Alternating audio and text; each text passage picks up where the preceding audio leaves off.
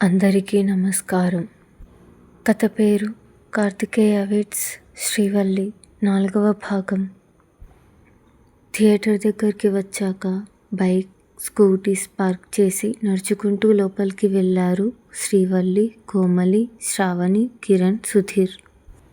ఎవరో పిల్లాడు తల్లి చేయి వదిలేసి ఫ్రెండ్స్తో మాట్లాడుతూ వెళ్తున్న శ్రీవల్లిని చూసుకోకుండా తోసేస్తూ ముందుకు పరిగెత్తాడు.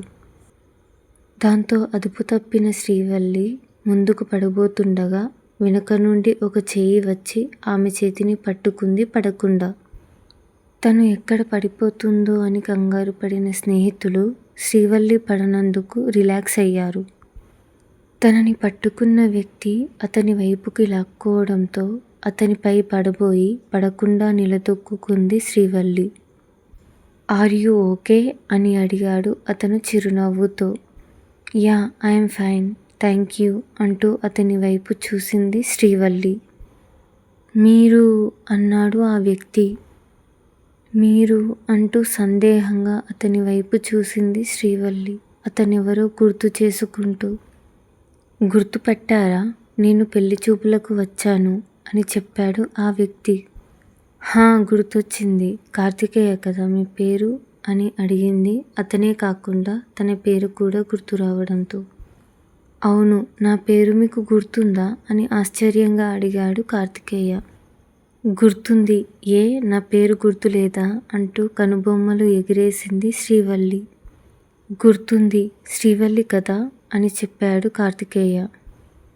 పర్లేదు, పేరు బాగానే గుర్తుంది అంది శ్రీవల్లి యాటిట్యూడ్గా.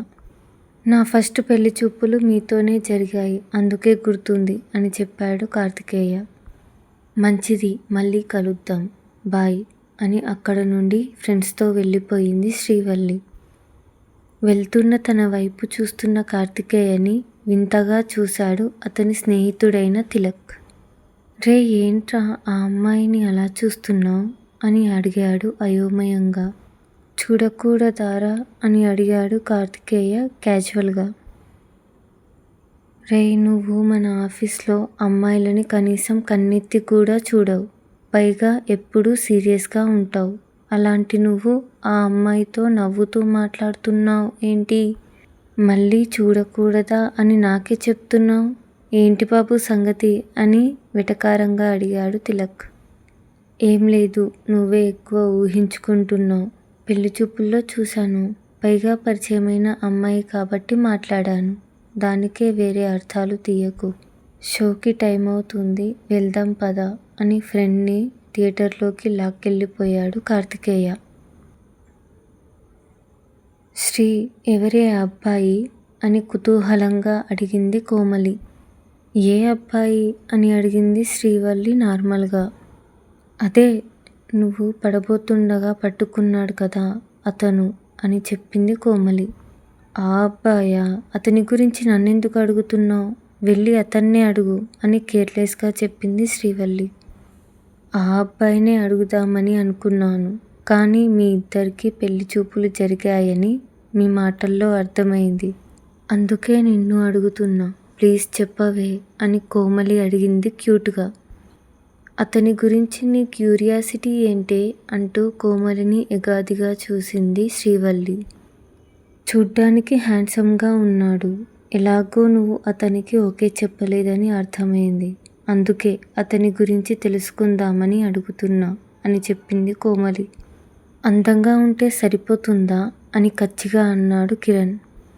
అందంగా ఉండటం మాత్రమే కాదు, ఇందాక శ్రీకి హెల్ప్ చేశాడు అంటే హెల్పింగ్ నేచర్ ఉంది, పైగా రెస్పెక్ట్ ఇచ్చి మాట్లాడుతున్నాడు. అలాగే పేరు కూడా కార్తికేయ అనగా విన్నాను. ఇక జాబ్ ఏంటో తెలుసుకొని 2 సార్లు మీట్ అయ్యాననుకో, ఎలాంటి వాడో తెలిసిపోతుంది. మంచివాడైతే ప్రపోజ్ చేస్తాను అని కిరణ్తో చెప్పి, నువ్వు చెప్పు శ్రీ, ఎక్కడ జాబ్ చేస్తున్నాడు అతను అని శ్రీవల్లిని అడిగింది కోమలి. ఉడుక్కుంటున్న కిరణ్ వైపు ఓరగా చూసి, అతను ఎక్కడ జాబ్ చేస్తున్నాడో ఐడియా లేదు, కానీ ఏదో కంపెనీలో మేనేజర్ అని మాత్రం తెలుసు అని చెప్పింది శ్రీవల్లి.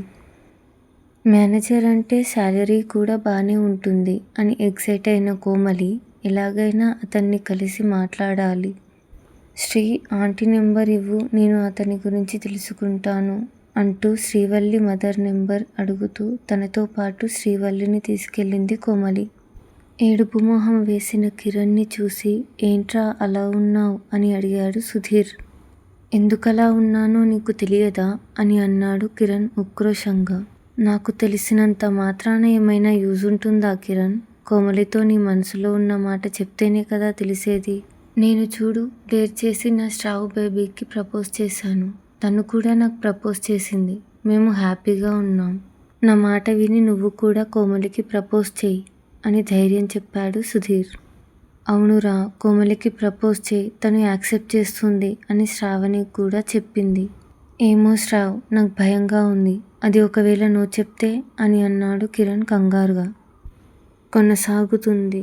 కథ మీకు నచ్చితే లైక్, షేర్, సబ్స్క్రైబ్ చేయండి.